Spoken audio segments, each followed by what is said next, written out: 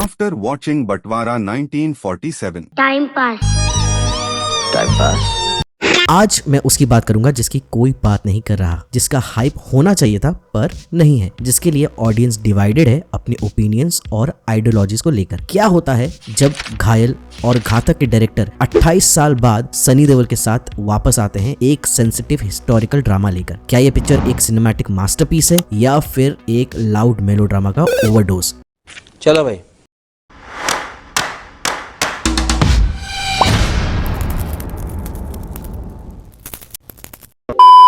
जी हाँ, मैं बात कर रहा हूँ बटवारा 1947 की। राजकुमार संतोषी का डायरेक्शन जो बेस्ड है असगर वजाहत के प्ले जिस लाहौर नी वेख्या वो जमिया ही नहीं के ऊपर। बटवारा 1947 ऐसे वक्त पे आई है जब आई थिंक इसकी सबसे ज्यादा जरूरत है। आजकल के hate, cancel culture, over offensiveness और पोलराइजेशन के माहौल में ये मूवी चिल्ला चिल्ला कर ह्यूमैनिटी और लव को हेट और इंटॉलरेंस के ऊपर रखती है। मूवी का एक इमोशन कोशेंट खास करके एंड क्लाइमैक्स एकदम नेक्स्ट लेवल है, लेकिन जहाँ इसका इंटेंट 10/10 है वहाँ इसका एग्जीक्यूशन थोड़ा लड़खड़ा जाता है। अरे ऐसे क्या चल रहा है? आपके पिछवाड़े कभी कील घुसा है ना? तो आप मेरा दर्द नहीं समझ सकते। सो चलिए आगे पता करते हैं, क्या सनी देओल का 2.5 किलो का हाथ इस बार किसी विलन को ऊपर उठा देगा या हमारे जज्बातों को खड़ा करवा देगा? क्या बोला तूने? मौन व्रत आज हमारे को पंडित जी बोले हैं मौन रहिएगा।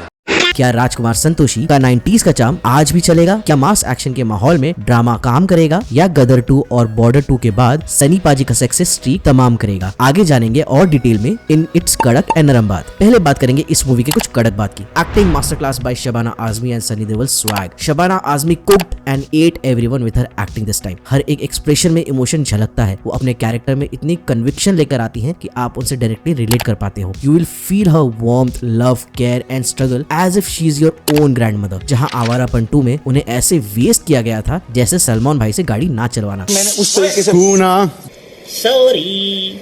लेकिन बटवारा में she ate and left no crumbs behind. उसके बाद अपने Sunny Paaji his screen presence और स्वैग आज भी वैसा ही है एज इफ मैं गदर 3 देख रहा हूँ। बंदे में आज भी वो आग है।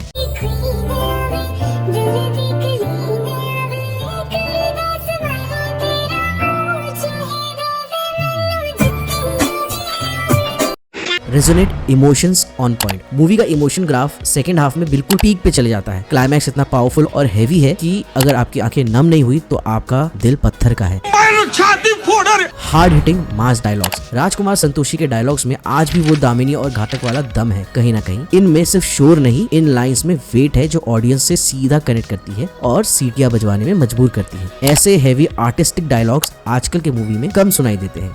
अब मिलता ही नहीं है, पता नहीं कहाँ है। Celebrates humanity over faith. Film का कोर कॉन्सेप्ट बहुत ही बोल्ड, ब्लंट और ब्रेव है। It decide to choose love over hate, humanity over faith and emotions over actions. The film refuses to let religion be the villain and shows hate as the main culprit, and that's a rare mature choice in mainstream Hindi cinema right now। मरना तेरे को डर नहीं लगता? अब बात करेंगे इस फिल्म के कुछ नरम बात की। Melodrama of Preity Zinta, Karan Deol and Abhimanyu Singh. जहां सीनियर एक्टर्स ने मूवी को संभाला है वहीं बाकी कास्ट ने ओवर एक्टिंग का ठेका उठा रखा है। प्रीति जिंटा ने हाय अल्लाह या अल्लाह करके पूरी सीरियल वाली एक्टिंग की है। ऊपर से करण देओल ने रामाधीर के बेटे के जैसे निराश किया है। तुमसे ना हो पाएगा। और Abhimanyu Singh, oh my God, एक अच्छा एक्टर इतनी बुरी पंजाबी कैसे बोल सकता है? तेनू मैनू अस्सी तुसी लस्सी, ये सबसे आगे बढ़ चुके हैं हम लोग। भाई नहीं हो रहा तो मत करो। क्यों आमिर के लाल सिंह चड्ढा से इंस्पिरेशन ले रहे हो?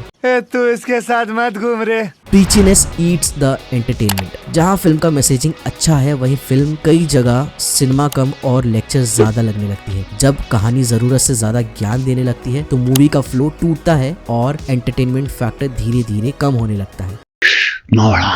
Absence of supporting soundtrack. This is so heartbreaking to say, but A.R. Rahman ने बहुत खराब म्यूजिक दिया है। सिर्फ लास्ट के एक गाने को छोड़कर कुछ भी मेस्मराइजिंग नहीं है। इस मूवी में ओ पालनहारे, मितवा और घनन घनन जैसे relatable on point historic based chart buster track होने चाहिए थे, but he under delivered in this film. इससे लाख गुना बेटर म्यूजिक था in the legend of Bhagat Singh में, जिसको सेम डायरेक्टर राजकुमार संतोषी ने ही बनाया था, वो भी 24 साल पहले। इतने बड़े लेजेंड और माइस्ट्रो से ऑडियंस ज्यादा एफर्ट और बेहतर ट्रैक्स की उम्मीद करती है, ना ही mediocre stuff. You have to do it।